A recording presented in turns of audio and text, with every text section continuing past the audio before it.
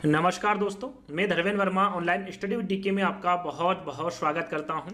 आज हम बात करने वाले हैं यहां पर पर्यावरण अध्ययन में राज्यों के लोक नृत्य के बारे में। जितने भी प्रश्न सीटेट ऑनलाइन एग्जाम में पूछे गए वो सारे प्रश्न आपको इस वीडियो के माध्यम से मिलने वाले हैं, तो आपको स्किप नहीं करना है, वीडियो को पूरा देखना है और अंत में हमें जरूर बताना है कि आज का जो वीडियो है वो आपको कैसा लगा। यहाँ पर प्रश्नों के साथ साथ उनमें जो भी समझाने लायक बातें होगी वो भी आपको समझाई जाएगी, तो आपको बिल्कुल भी स्किप नहीं करना, पूरा वीडियो देख लेंगे। तो आगे जो आने वाली सीटेट एग्जाम में उसमें लोक नृत्य से संबंधित यदि प्रश्न पूछे गए तो इस वीडियो से अलग नहीं जाएंगे, तो आपको वीडियो को पूरा वॉच करना है। तो यहां पर शुरुआत करते ज्यादा समय आपका खराब नहीं करेंगे, तो चलिए शुरू करते हैं। आज का पहला प्रश्न है। शुरू करने से पहले यदि आप आपका आकलन करना चाहते हैं तो कर सकते हैं। जो प्रश्न मैं आपको बता रहा हूं मेरे द्वारा बताए गए आंसर से पहले आपको आंसर देना है, या तो कमेंट्स के माध्यम से अपनी कॉपी में लिख लीजिएगा, और जब टोटल प्रश्न हो जाए तब आपको बताना है कि आपको कितने नंबर आ रहे हैं। तो पहला प्रश्न है आपका छव नृत्य। छव नृत्य को चव नृत्य भी कहा जाता है। चव नृत्य पूछे या फिर छव नृत्य पूछे कि ये किस राज्य के सामान्य लोगों का नृत्य है या फिर लोक नृत्य है। उत्तर प्रदेश का है, असम का है, छत्तीसगढ़ का है या फिर मिजोरम का है। तो जहां पर छव नृत्य या फिर चव नृत्य के बारे में पूछे, आपका सही आंसर क्या होगा? छत्तीसगढ़। ये छत्तीसगढ़ राज्य के सामान्य लोगों का नृत्य है। और भी लोगों का नृत्य है, और भी राज्य का।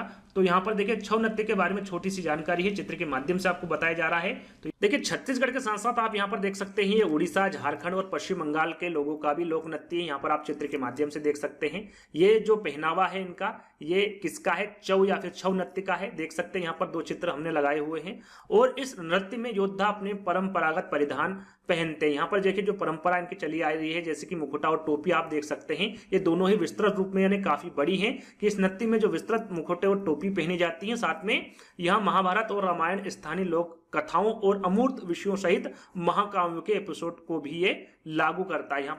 यहाँ पर आप चित्र के माध्यम से देख सकते हैं माताजी खड़ी हुई, 3-4 पात्र यहाँ पर खड़े हुए हैं। तो ये महाभारत और रामायण, स्थानीय लोक कथाओं और अमूर्त विषयों सहित महाकाव्यों के एपिसोड को भी लागू करते हैं। अब बात करते हैं यहाँ पर दूसरे प्रश्न की, जो कि आपके सीटेट एग्जाम में पूछा गया है। निम्न में से कौन सा मिजोरम का सबसे प्राचीन नृत्य है? जो कि काफी बार एग्जाम में पूछा गया है, सीटेट एग्जाम में इसी से संबंधित काफी प्रश्न पूछे गए हैं। तो निम्न में से कौन सा मिजोरम का सबसे प्राचीन नृत्य के बारे में पूछा गया है? सत्रिया नृत्य है, राउफ नृत्य है, चेराव नृत्य है या फिर गरबा नृत्य है? सभी को पता होगा इसका आंसर कौन सा नृत्य होगा, वो चेराव नृत्य होगा। तो चेराव नृत्य के साथ साथ और भी जो 3 नृत्य है उनके बारे में आपको जानकारी देंगे। सबसे चलिए, जैसा कि यहाँ पर आप देख सकते हैं चित्र के माध्यम से, दोनों के दोनों ही जो चित्र है चेराव नृत्य के हैं। तो जो चेराव नृत्य है यह मिजोरम का पारंपरिक नृत्य है। इसमें आमतौर पर कितने लोग बैठते हैं? तो आमतौर पर 6 से 8 लोग। कितने? यहाँ पर आप देख सकते हैं 6 से 8 लोग बैठ सकते हैं। साथ में आपको पता होना चाहिए जो मिजोरम में पकी फसल को घर तक ले जाने के लिए किसका उपयोग किया जाता है? तो पीठ का, है ना।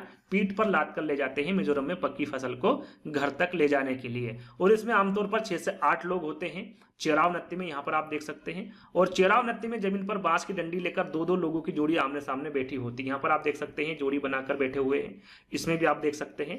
तो ये जोड़ी बनाकर आपस में बैठे होते हैं तथा ढोल की ताल पर डंडियों को जमीन पर पीटते हैं। साथ में यदि आपसे पूछा जाता है कि गिनीज वर्ल्ड रिकॉर्ड में कौन सा नृत्य है जो शामिल है, तो वो है आपका चेराव नृत्य। कब है? 2010 में। देखिए 2010 में एक गिनीज वर्ल्ड रिकॉर्ड बनाया गया था, जिसमें एक ही समय में सबसे अधिक चेराव नर्तकी ने प्रदर्शन किया था। तो आपको नृत्य के बारे में पूछे तो चेराव नृत्य के बारे में पता होना चाहिए। आगे हम बात करें, जैसा कि हमने आपको बताया था कि इसे मिजोरम के सबसे पुराने नृत्य के रूप में इसे जाना जाता है। सबसे पुराना नृत्य कौन सा है मिजोरम का? तो वो है चेराव नृत्य। और इसे बास नृत्य के रूप में भी जाना जाता है। यदि आपसे पूछा जाता है कि चेराव नृत्य का दूसरा नाम क्या है, तो उसका दूसरा नाम क्या होगा? बास नृत्य होगा।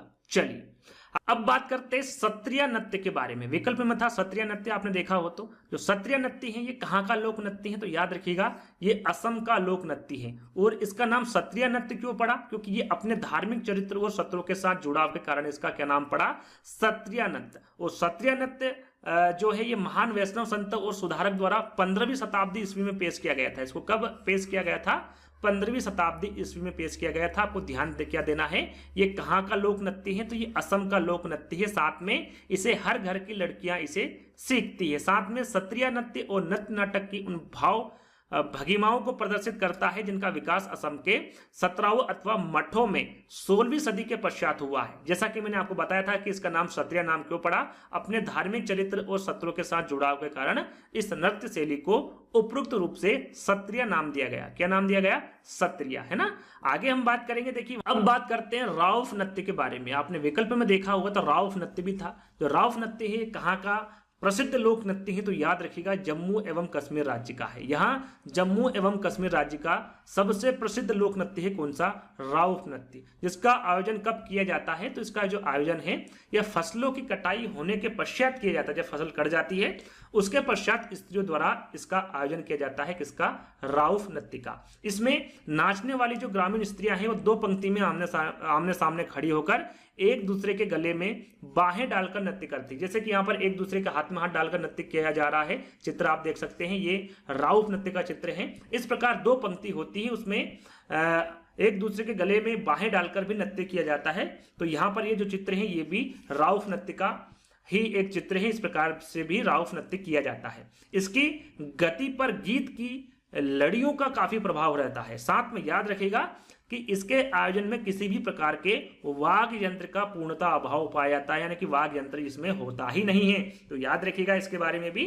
तो राउफ नृत्य किस प्रकार का होता है आप यहाँ पर चित्र के माध्यम से देख सकते हैं। आगे हम बात करें, चलिए अब बात करते हैं गरबा नृत्य के बारे में। चौथे विकल्प में था गरबा नृत्य, तो उसी के बारे में हम चर्चा करेंगे। गरबा नृत्य के बारे में तो आपको सभी को पता होगा, सभी ने गरबा किया होगा। तो जो गरबा है एक गुजराती लोक नृत्य, यहाँ पर आप चित्र के माध्यम से देख सकते हैं, सभी ने किया भी होगा।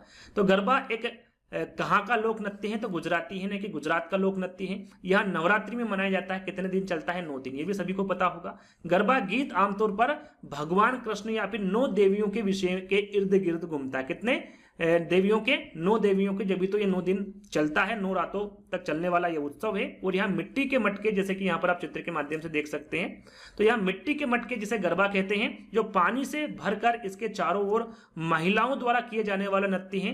मटके के अंदर एक सुपारी और चांदी का सिक्का रखा जाता है, जिसे क्या कहा जाता है? कुंभ कहा जाता है। याद रखिएगा मिट्टी के मटके को क्या कहा जाता है? गरबो कहा जाता है।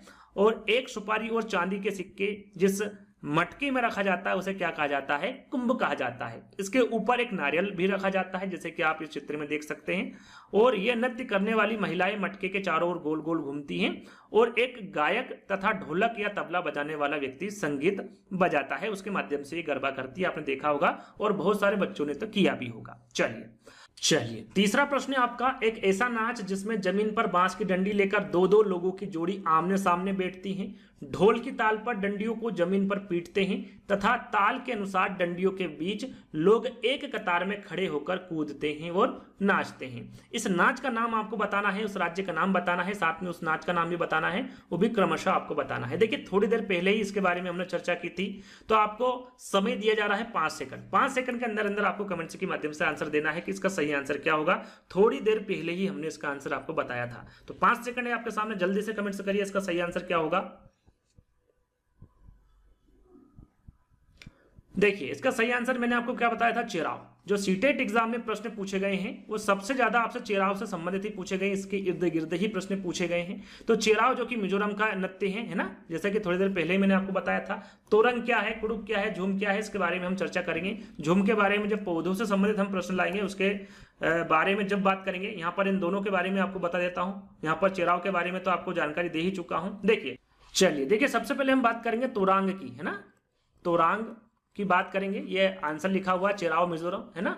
तो आपने एक अध्याय पढ़ा होगा चमकता सितारा। चमकता सितारा सूर्यमणि, इससे पहले एक वीडियो हमने अपलोड किया था 3 से 4 घंटे का, जिसमें आपको पर्यावरण अध्ययन की महामैराथन क्लास दी थी। उस वीडियो को नहीं देखा तो उसको देख लीजिएगा, सब आपको समझ में आ जाएगा। चमकता सितारा में सूर्यमणि थी जिन्होंने एक केंद्र खोला था जिसका नाम क्या था?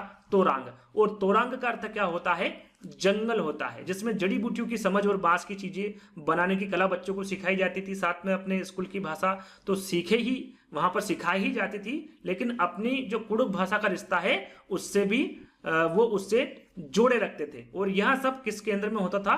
तोरांग केंद्र में होता था। और तोरांग में कुड़ुक समाज और अन्य आदिवासियों की खास किताबों को संभाल कर रखा जाता था। और जो बच्चे वहां पर आते थे उनको उन किताबों के बारे में, उन आदिवासियों के बारे में उनको उन किताबों के माध्यम से बताया जाता था और पढ़ाया जाता था। गाना बजाने की कई चीजें जैसे कि बांसुरी, तरह तरह के ढोल भी वहां पर मौजूद थे तोरांग केंद्र में। ये हुई तोरांग की बात, है ना। यदि आप उस वीडियो को देखेंगे 3 से 4 घंटे की मैराथन क्लास, तो आपको सब समझ में आ जाएगा। अब बात करते हैं कुड़ुक की। जो कुड़ुक है एक भाषा है, ये कहां पर बोली जाती है?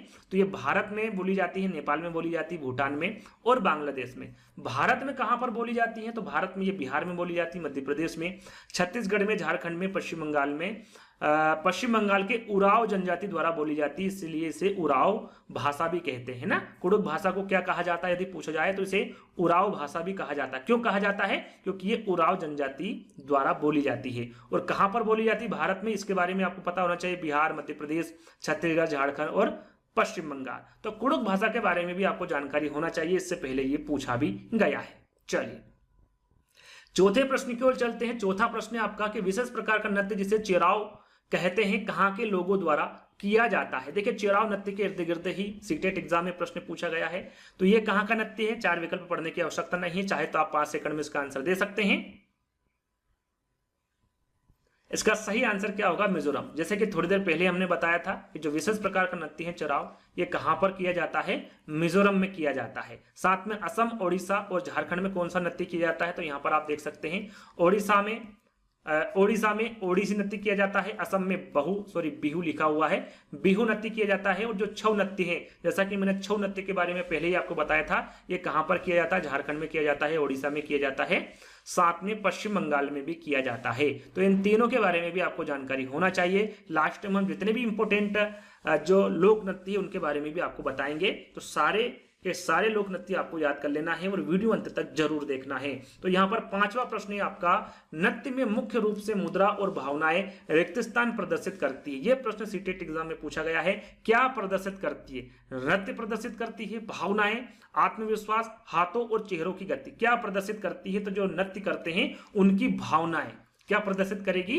भावनाएं। तो सेकंड वाला विकल्प आपका सही होगा। चलिए अगला प्रश्न है चेराव नृत्य। देखिए फिर से चेराव नृत्य के बारे में पूछा गया है। चेराव नृत्य में व्यक्ति बांस की डंडियों को पकड़कर युग्मों में एक दूसरे के आमने सामने जमीन पर बैठते हैं। जैसे कि ढोल बजता है, बांस को जमीन पर पीटा जाता है, नर्तक बांस की डंडियों के अंदर और बाहर पैर रखते हैं, कूदते हैं और ताल पर नाचते हैं। निम्नलिखित में से कहां पर यहां पर लिखा हुआ है कहां पर यह नृत्य मुख्य रूप से किया जाता है? प्रश्न पूछा गया है कि निम्नलिखित में से कहां ये जो नृत्य है ये मुख्य रूप से कहां पर किया जाता है। देखिए थोड़ी देर पहले बताया था, ये प्रश्न फिर से पूछा जा चुका है। 4 विकल्पों को बदल दिया गया है, लेकिन जो आंसर है आपका वही रहेगा, मिजोरम। कहां का प्रमुख नृत्य है? ये मिजोरम का प्रमुख नृत्य है। अब बात करते हैं, जैसे कि मैंने आपको बताया था 3 विकल्प और यहाँ पर थे, ओडिशा, असम और मणिपुर। तो ओडिशा के बारे में अभी हमने बताया था आपको, ओडिसी है। और असम का जो लोक नृत्य है वो बिहू है। और मणिपुर का आपका मणिपुरी नृत्य ये प्रमुख है ना।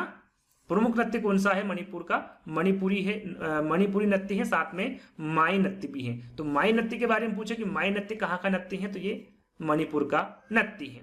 चलिए 7वां प्रश्न है आपका और ये अंतिम प्रश्न। टोटल 7 प्रश्न पूछे गए थे सीटेट ऑनलाइन एग्जाम में।